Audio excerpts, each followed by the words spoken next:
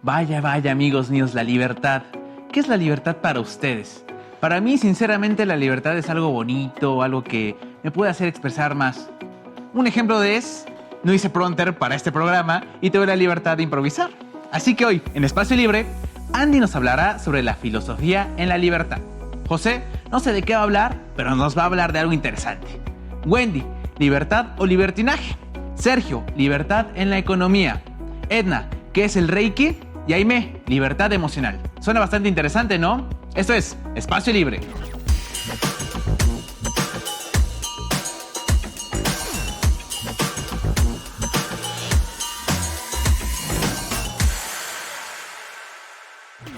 El Reiki es la energía universal que está en todo.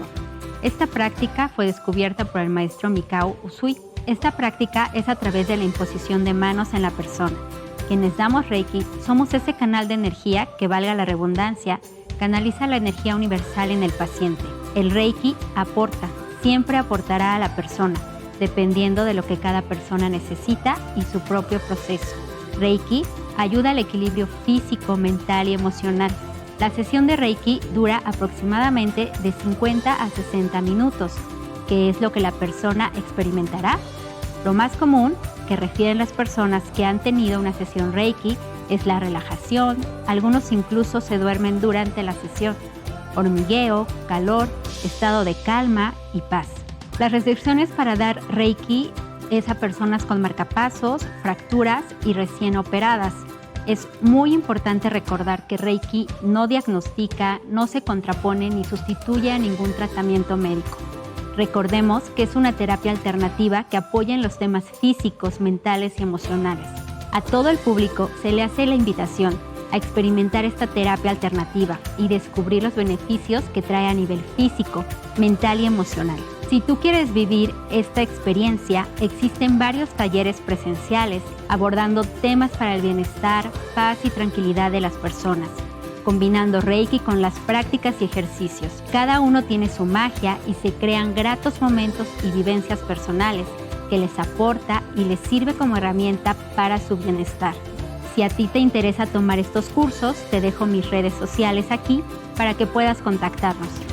Reiki, ¿qué es eso? Sinceramente yo no sé, pero Edna nos mandó un video de lo que hace. Veamos.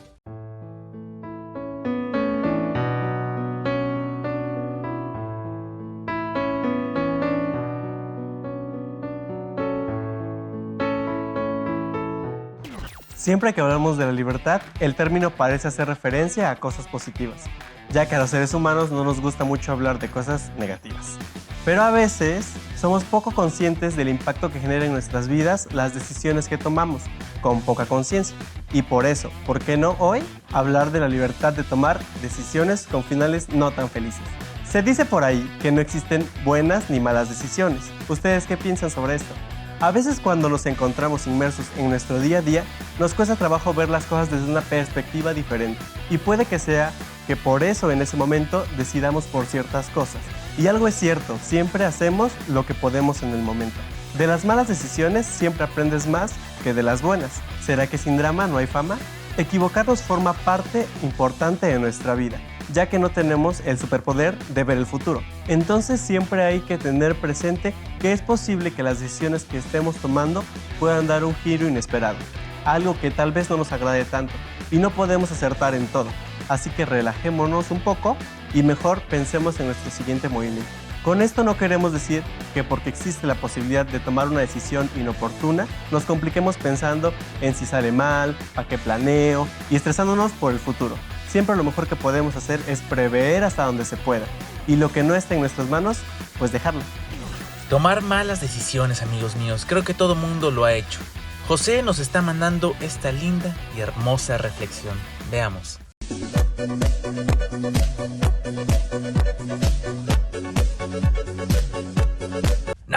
No es cierto. Ahora sí, es este, veamos.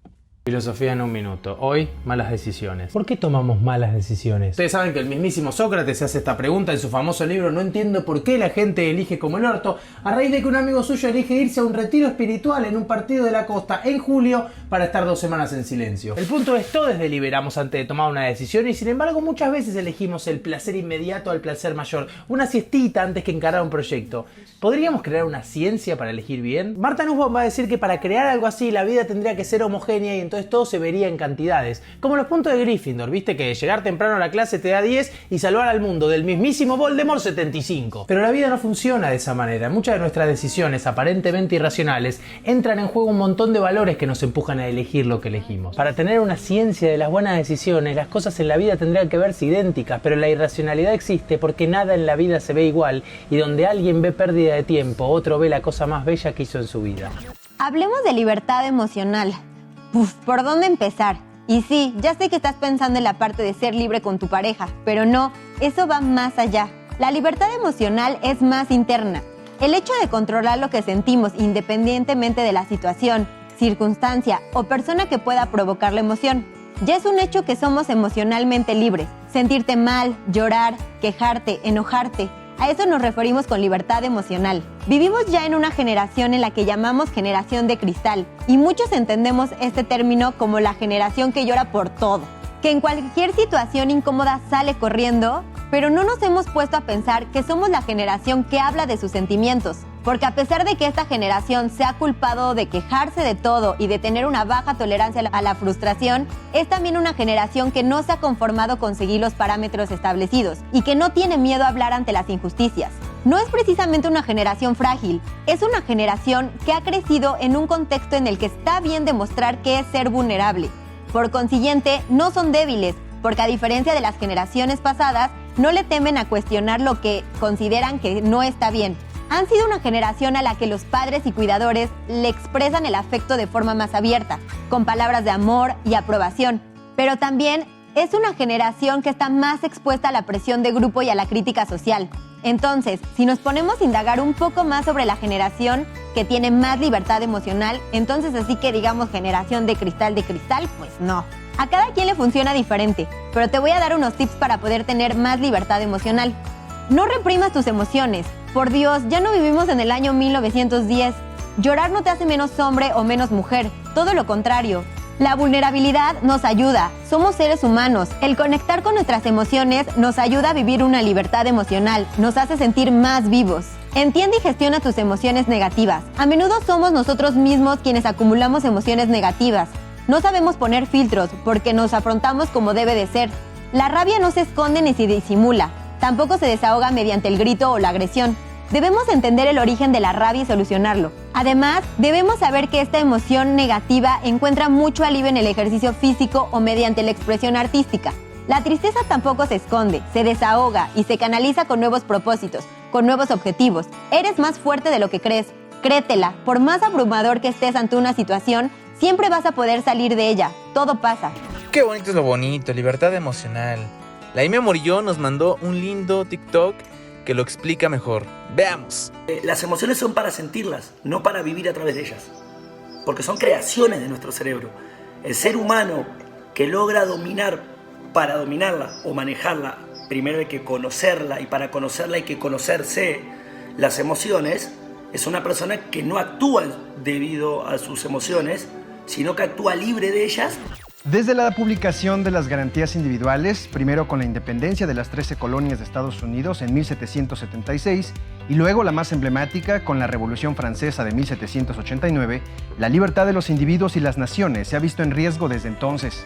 Conforme avanzaron las sociedades y la llegada del capitalismo, nació la libertad económica y con ella la duda que siempre ha estado en el aire. ¿Es funcional este tipo de libertad donde se da total apertura a las grandes empresas y productores y se puede vivir bien o solo quien puede?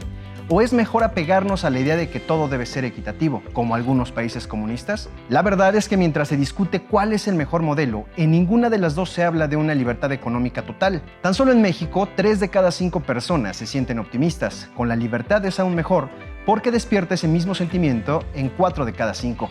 La tensión que existe entre un sistema económico capitalista en un país cuyo gobierno es débil y la baja efectividad de una democracia plagada de fallas, incapaz de ofrecer suficientes servicios públicos de calidad, es innegable. No sorprende que más de la mitad de la población piense que el modelo económico actual perjudica a la democracia, que a su vez está en crisis por la falta de atención a problemas reales de la gente, como la pobreza, la inflación de los últimos días. Entonces, ¿hay que sacrificar diversas garantías para tener una mejor calidad de vida? No. En nuestro país valoramos muchísimo la libertad, no solo porque nos genera optimismo, sino porque no estamos dispuestos a ceder libertad de expresión o de tránsito a ningún precio, ni siquiera a cambio de mejores servicios públicos, de menor pobreza ni de mayor seguridad en las calles. Sin embargo, en México la población quiere más libertad, no menos, pero la libertad de tránsito se obtiene con mayor seguridad pública y la certeza de que ningún delito quedará impune. La violencia y la corrupción merman la libertad efectiva, de ahí el apoyo a la militarización de la seguridad pública, y la libertad económica se ejerce en la medida en la que mi trabajo me paga lo suficiente para llevar una vida digna, sin penurias. Entonces, lo que toca cambiar no es el modelo económico, sino las capacidades del Estado. Necesitamos reguladores más eficaces, procuración de justicia, mandatos constitucionales claros y entramados institucionales sólidos. Estaríamos hablando de una libertad. Un último dato: la palabra neoliberalismo, si bien no nos hace sentir particularmente optimistas, se asocia más frecuentemente a libertad que a ningún otro concepto. Amigos, ¿no les pasa que llega el final de quincena y no tienen nada de dinero? Bueno, a mí me pasa siempre, pero mi Serge nos mandó un video que nos puede ayudar en nuestra economía. Veamos. Domina tus finanzas, parte 1. Establece presupuestos mensuales de ingresos, gastos y ahorro. Planifica tus fechas de pago, pagos fijos, tarjetas, servicios, estudios, etc. Crea categorías de gastos para que puedas separar todos tus gastos en ellas. Crea un presupuesto mensual para cada categoría y así sabrás exactamente cuánto puedes gastar. Registra tus gastos diariamente, esto es súper importante. Haz una revisión mensual de tus gastos por categorías para saber si gastaste realmente lo que habías planificado. En mi caso, por ejemplo, en transporte gasté menos de lo que había planificado, así que tengo un restante que puedo ahorrar. Pero en comida afuera gasté más de lo que había planificado, así que tengo que ser consciente de este gasto para el próximo mes, tomar ciertas precauciones en esta categoría en específico. Todos sabemos que como seres humanos tenemos el derecho de dirigir o medio dirigir nuestra vida según nos parezca lo más correcto. Pero ¿sabemos hasta qué punto llega la libertad y comienza el libertinaje? La libertad es un valor que viene asociado al respeto y la responsabilidad. Como personas somos libres de pensar, actuar y expresarnos siempre y cuando no afectemos a los demás. Pero no solo es un valor, sino que también es un derecho que se considera indispensable en la convivencia social, por lo que aparece de manera oficial en la Declaración de los Derechos Humanos. Además, en dicho documento adoptado por la ONU, se especifica que todos nacemos libres e iguales, haciendo énfasis en 3 libertades principales: libertad de expresión, libertad de religión y libertad de prensa. Por todas estas razones es que a las personas se nos permite decidir qué ropa usar, a qué religión pertenecer, cómo queremos expresarnos o con qué opiniones estamos de acuerdo y con cuáles no.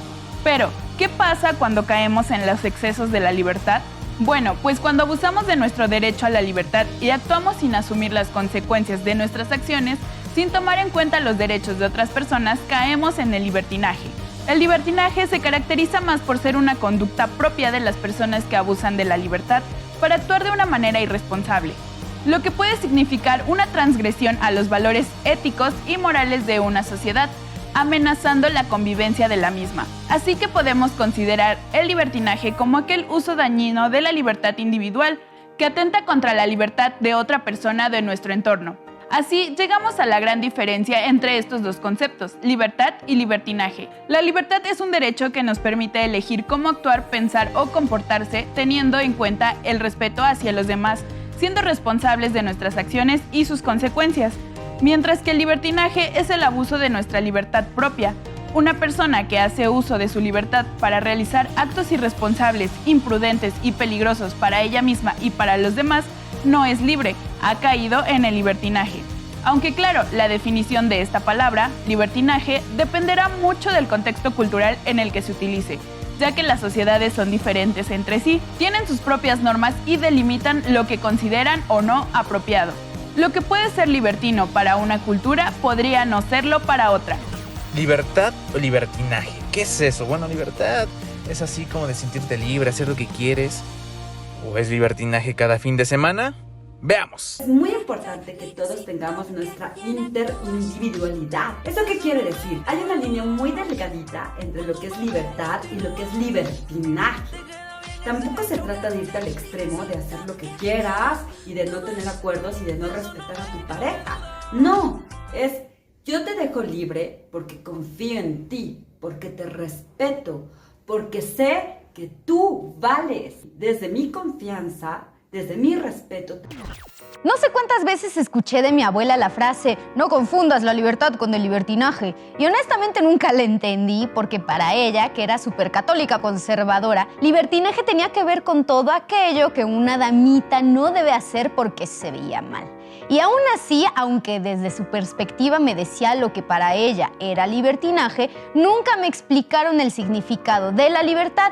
Y pues ni modo, tenía que obedecer sumida en el oscurantismo propio de una familia sumamente conservadora y moralina. Si algún día ellos llegasen a quejarse sobre por qué soy la oveja negra, les puedo decir que culpen en primera instancia al psicoanálisis clínico y en segundo lugar a la filosofía. Así que desde ahí tratemos de definir la libertad. Vamos a empezar por lo más sencillo. La libertad es una condición humana de acción, de pensamiento o de elección, sin imposiciones ni impedimentos. Pero hermanas, ser libre implica hacer lo que uno quiere y el único límite es la libertad del otro. Es decir, ser chingón sin chingarse a los demás. De acuerdo con Hobbes, podemos ser libres según el espacio que nos den, o sea, cuando nada ni nadie nos impide la acción. Sin embargo, la libertad nunca es absoluta porque siempre existe un obstáculo. Por ejemplo, el Estado en una sociedad democrática es el primer poder que limita la libertad y a la vez la garantiza, porque si no hay Estado de Derecho, no hay libertad. Sin leyes solo habría más violencia y más miedo. Y pues aunque las hayan, miren cómo está el mundo. Descartes comprendió que el concepto de libertad exige una autonomía absoluta, por lo tanto, libertad y creación es la misma cosa. Para Sartre, la existencia precede a la esencia.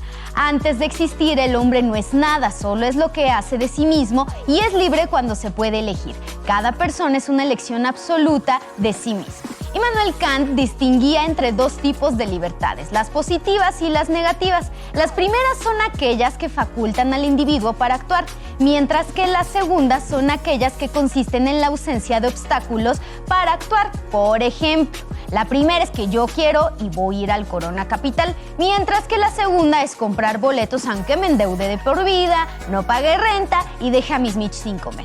De ahí se desprende que toda libertad existe en un marco de posibilidades determinado por ciertas normas y leyes sociales en la medida en que el bienestar común se impone al capricho individual o incluso que la protección del bienestar individual depende de la restricción de ciertas decisiones. Eso es, a fin de cuentas, lo que significa vivir en sociedad, obedecer a un pacto social con el que hemos decidido regir nuestras existencias para evitar la tentación del caos y la anarquía. Es aquí donde entra a jugar la ética en el debate, hasta qué punto los individuos son realmente autónomos y pueden tomar decisiones que perjudiquen a terceros o incluso a sí mismos. Ya la respuesta es más simple de lo que creemos, una vez que entendamos a la libertad como una cara de la moneda que tiene en la otra cara la responsabilidad. No pueden darse una sin la otra y pues vaya, creo que si desde morritos nos explicaran todo esto, el mundo sería distinto y no tendríamos tantos problemas como ahora, pero pues ni modo, a soportar. Bueno, pero realmente, ¿qué es la libertad? ¿Cómo funciona la libertad? ¿Y en serio qué es libertad? ¿Tú eres libre? ¿Yo soy libre? ¿Quién sabe? Veamos. Filosofía en un minuto. Hoy ya fue todo. Anda muy de moda la libertad. Perfecto, igual, banco. Esta es la única vida que hay y estamos todos de manija a hacer lo que queremos. Yo una vez comí vainilla con salsa criolla, para los que dicen que la vainilla es muy de vainilla. Soy libre y hago lo que quiero. Pero a veces hay una confusión, ¿no? Como si ser libre saliera gratis. Una línea ya fue, haz lo que quieras, sé libre. ¿Funciona así la libertad? Sartre va a decir que estamos condenados a ser responsables de nosotros mismos. Ser libre quiere decir que no hay nada en el mundo que nos saque la responsabilidad que tenemos sobre nosotros y sobre sobre el resto. Ser libre quiere decir ser responsable de quiénes somos en todo momento. Cuando elegimos una carrera, a quién votar y hasta las fiestas a donde elegimos ir. Si cada situación es una oportunidad para realizarnos, eso quiere decir que no hay cosas gratis en el mundo. Yo sé que suena un montón, pero no hay que escaparse de la angustia que nos da ser responsable de nosotros mismos. La libertad es angustiante y en la angustia se realiza la enorme responsabilidad que implica ser libre. Ya vieron amigos, a veces las cosas con libertad salen mejor, más fluidas, no pasa nada. Yo soy Pavlovsky y esto fue Espacio Libre.